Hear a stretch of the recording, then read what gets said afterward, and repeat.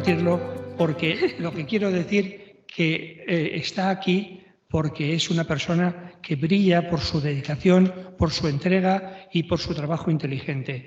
Igual da que esté en el ámbito del centro, donde ha sido de todo, profesora, secretaria, directora, y en cada uno de sus puestos su labor siempre ha trascendido, ya digo, por su dedicación y porque inteligentemente ha sabido mover todas las cuestiones. Ahora lo hace en la jefatura de la inspección de una provincia tan grande y, desde luego, ella tiene publicaciones y trabajos, sobre todo en aras de mejorar los procesos y la calidad de los centros, que sin duda redunda en la atención individualizada al conjunto de los alumnos, que es el primer paso, a mi modo de ver, para evitar el fracaso educativo temprano. Cuando quieras, María Luisa. Muchas gracias.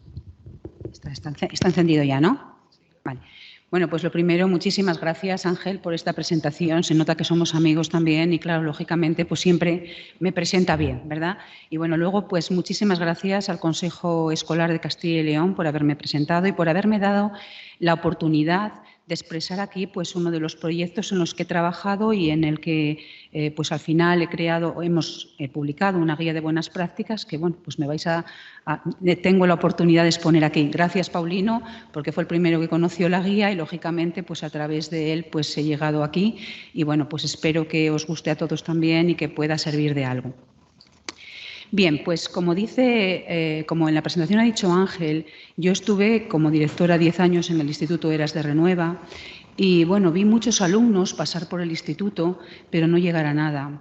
No muchos, porque la verdad es que el centro está en una buena zona, tiene muchísimos programas educativos y entonces al final la verdad es que teníamos una tasa de titulación altísima. No ocurría así en otros centros de mi provincia y yo pues era conocedora de esta situación.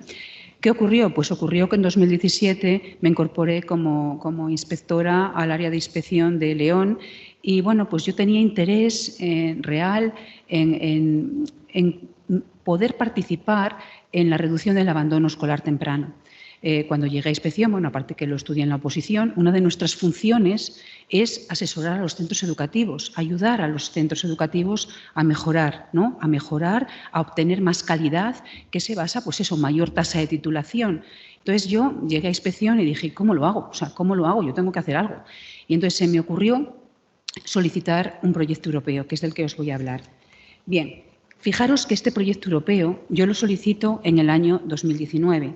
Por aquel entonces todavía estaba en vigor el marco estratégico para la cooperación europea en el ámbito de la educación y la formación de los Estados miembros. Los 4 objetivos más importantes eran hacer realidad el aprendizaje permanente y la movilidad, mejorar la calidad y la eficiencia en la educación y la formación y promover la equidad y la cohesión social.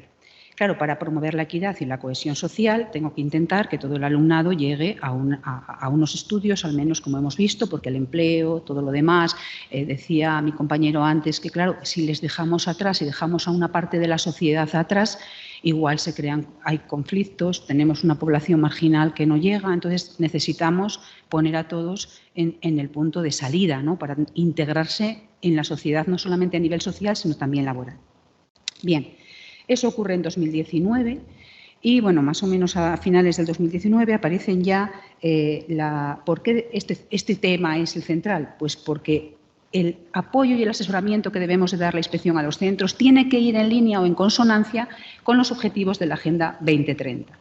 Todos los objetivos de la Agenda 2030 necesitan la educación para dotar a las personas de valores, de recursos, de herramientas y de competencias necesarias para alcanzarlos. Con lo cual, estamos aquí ya teniendo el tema central del del abandono escolar temprano y la razón por la que yo quería participar en ello.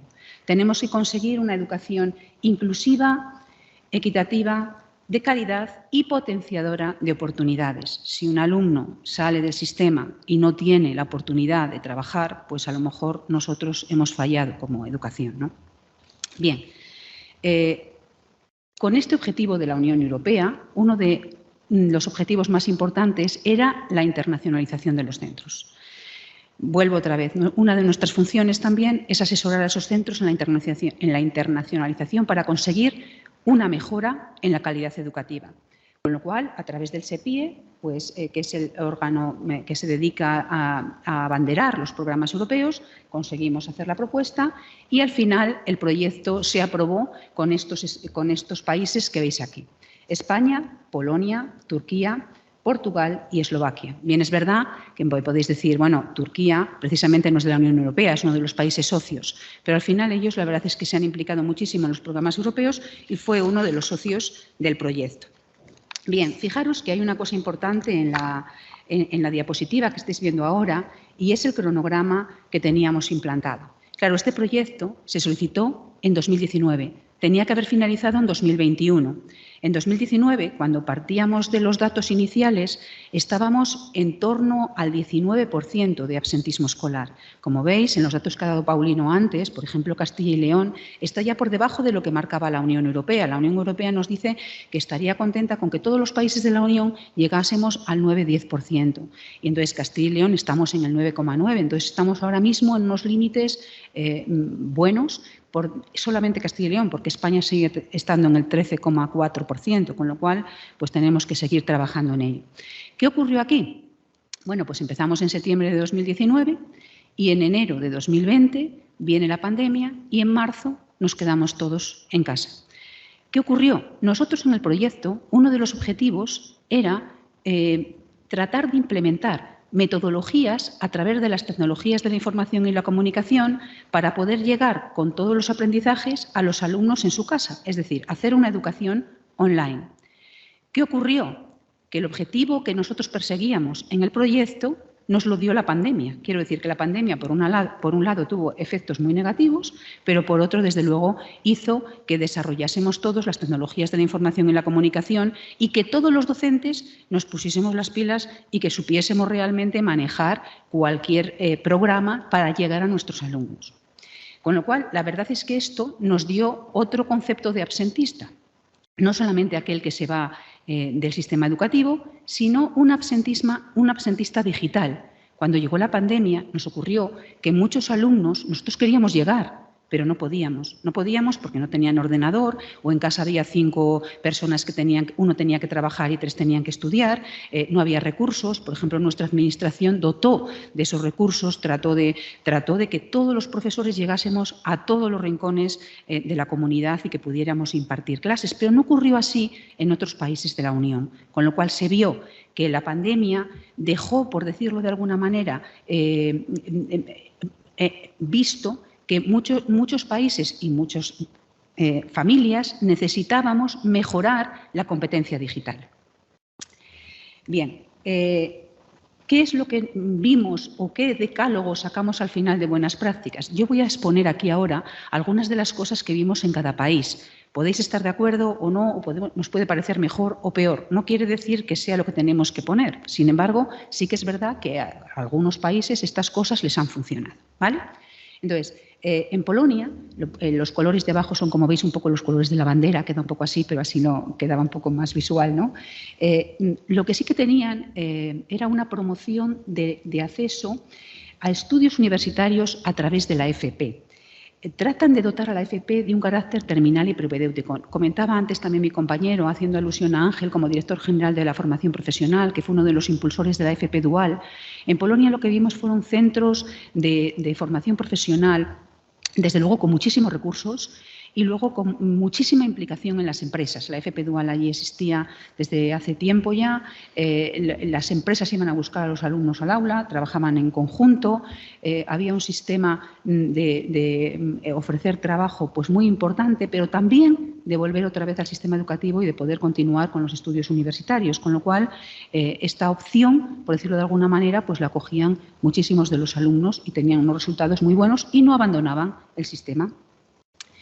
Bien, otra cosa que vimos en Polonia, en la zona de Gans, que nos pareció también buena o positiva, o que, bueno, por lo menos vuelvo a decir lo mismo, era un tema que a ellos les funcionaba muy bien, era un centro especializado de orientación. Por ejemplo, nosotros aquí en Castilla y León, pues lo que tenemos es un departamento de orientación, el orientador orienta a los alumnos en función de sus intereses y capacidades hacia un lado o hacia otro, pero siempre está en el centro educativo.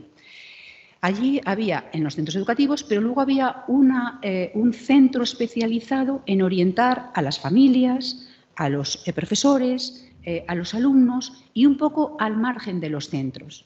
Con lo cual eso, lo que decían los alumnos es que les permitía hablar con muchísima más libertad de sus intereses, sus ganas, no tanto en el centro educativo. Nos puede parecer bien, mal o regular, pero esto es una cosa que a ellos les funcionaba y la verdad es que sí que con los compañeros que íbamos de aquí de España, pues sí que pensábamos, pues la verdad es que un servicio un poco externo al centro a veces sí que ayuda más a las familias y a los alumnos a manifestar allí sus intereses. Bien, pasamos a Portugal, como veis por el color de abajo de la bandera. En Portugal tengo que decir que la experiencia, está un poco sesgada porque ha sido en dos islas, en la isla de Madeira y en la isla de Porto Santo. Claro, yo cuando llegué allí a Porto Santo, la verdad es que solamente el aterrizaje dije, madre mía, ¿cómo se van a escapar de aquí? Si es que es imposible. O sea, para un lado agua, para otro lado montaña, aquí imposible que los chicos se vayan a ningún sitio, ¿no? Bueno, pero sí que es cierto que ahí vi que los centros los tienen abiertos hasta las 12 de la noche. Es decir, ellos decían que había muchos alumnos que tenían que trabajar porque la situación familiar era complicada, entonces accedían al mundo laboral y luego cuando podían volvían otra vez a finalizar sus estudios, con lo cual, bueno, pues el margen del horario lectivo que estaba abierto el centro era muy amplio. Eso era una de las causas que tenían. Fijaros que Portugal empezó en 2000, no sé si fue en 2015, creo que era, con una tasa de absentismo escolar altísima, en torno al 28%, y lo ha reducido muchísimo. Nos ha adelantado, está yo creo que en el 4,5%. Con lo cual, bueno, pues la verdad es que algo han hecho que les ha funcionado, ¿eh? Entonces, bueno, pues por ejemplo, una de las cosas es esta, centros abiertos. Otra, la verdad es que tenían un montón de personal contratado en los pasillos, como ordenanzas o personal de apoyo. La gente en el pasillo estaba simplemente pues, manteniendo el orden, cuidando de que no se fueran. Y luego en las aulas, lo que aquí más o menos nosotros conocemos como los ATES, ellos tenían como auxiliares técnicos educativos apoyando dentro del aula. Apoyando dentro del aula pues, para el trabajo en grupo, para... Bueno, la verdad es que yo les decía, ¿pero cuánta gente trabaja aquí? Entonces es verdad que al final decías, bueno, si hay 60 profesores y hay casi 60 personas de apoyo, claro. A ver, yo entiendo que quizás eso también, ellos decían que les habían dado muchísimo dinero por el tema insular, que a lo mejor también es una cosa que claro que se puede hacer ahí, pero no se puede hacer en otros sitios que no tenemos esa dotación económica, ¿no? Y luego una cosa que también me llamó muchísimo la atención es que, por ejemplo, esto lo vi en Madeira, los profesores tenían como el contrato al 50% para dar clase a los alumnos y luego el otro 50% con las familias o con los alumnos pero fuera del aula. Es decir, lo que nosotros aquí conocemos como actividades extraescolares, pues en lugar de darlo el ayuntamiento o cualquier otra sección, pues lo daba un profesor. Por ejemplo, un profesor que allí le gustaba mucho el skate, pues era profesor de matemáticas en el centro, pero luego tenía 10 horas que se dedicaba a dar skate. Yo aquello no lo entendía, yo decía, bueno, esto será extraescolar, no puede ser, pero no, al final me enseña el horario y realmente su horario era para dar skate las 10 horas por la tarde, lo que le faltaba del horario lectivo. Y luego también muchos profesores se dedicaban a dar clase a las familias para integrarlas también en la comunidad educativa, o sea, forman ya parte de la comunidad educativa, pero las integraban en el aula, con lo cual hacían que ellas tuvieran muchísimo más interés por el centro, por el docente, por la forma y al final pues acababan haciendo que sus hijos fueran también al instituto, porque ellos también estaban estudiando. Entonces, bueno, son distintas formas de verlo. Bueno, yo pienso también, o quiero pensar, que esto pues, es una dotación muy alta económicamente que se da porque es una zona insular. Bien, en Turquía, bueno, pues en Turquía me hacía mucho gracia una expresión que comentaban ellos, que decían que ellos tenían el techo muy alto y el suelo muy bajo.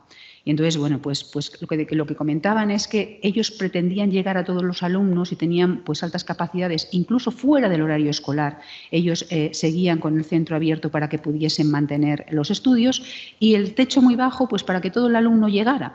Porque una de las condiciones que tienen en Turquía es que los alumnos tienen que tener la secundaria para poder sacar el carnet de conducir. Entonces, a lo mejor no les interesa otra cosa, pero el carnet de conducir sí que lo quieren. Es verdad que Turquía tiene un absentismo escolar, un abandono escolar mucho más alto que España, pero tenemos que pensar que tampoco partían del mismo sitio. La situación socioeconómica de Turquía no es la situación socioeconómica de España.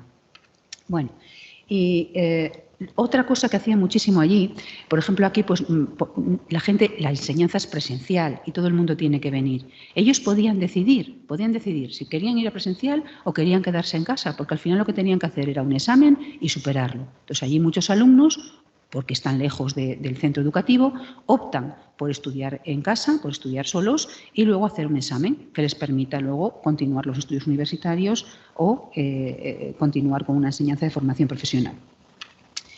Bien, y luego en Eslovaquia, que lo he dejado para el final porque la verdad es que me llamó muchísimo la atención, en Eslovaquia nos reunimos con varios profesores y bueno, pues representantes de la administración educativa y en un momento de la conversación pues yo comenté, bueno, sí, es que claro, los que repiten, ¿cómo lo hacéis? Y me miraron, la cara de sorpresa fue terrible. Me dicen, no, aquí no repite nadie. Y yo digo, ¿cómo que no repite nadie? No puede ser, como ningún niño repite, todo el mundo va bien. Y ya al final me dice, no, aquí hay centros que se llaman slow workers. Y yo no entendía, seguía sin entender. Digo, ¿cómo? ¿Perdona? Y me dice, sí. O sea, aquí hay centros que ellos les denominan pues para los niños que trabajan más lentamente y lo que hacen es que sus alumnos van ahí y no repiten, simplemente van más lentos estudiando el currículum o estudiando lo que tengan que estudiar y consiguiendo las competencias que consideren.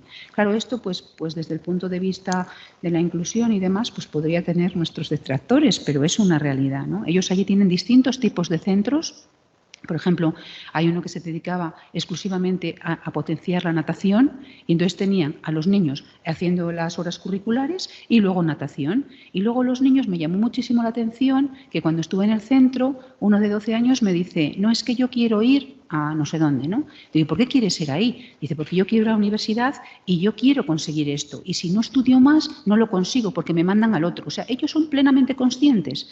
Entonces yo pensé que esto lo hacían solo en Eslovaquia, pero hace poco estuve en Suecia y resulta que también lo hacen allí. Con lo cual, bueno, no lo sé, igual es una forma. Entonces simplemente deciros ya para terminar que evidentemente yo creo que tenemos que incrementar la tasa de promoción en los alumnos y que no abandonen el sistema y desde luego pues lo que intentamos, sí que es verdad que la tasa de la no promoción era un poco más alta en España que en el resto de países y bueno pues que algo tendremos que hacer. Evidentemente aquí estamos poniendo en práctica pues los programas de acompañamiento a la titulación, los programas de mejora del éxito educativo y yo creo que poco a poco pues los resultados también están ahí y ya estamos en el 9% y empezamos pues casi en el 20%.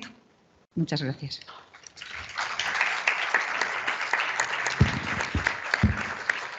Muchas gracias, María Luisa.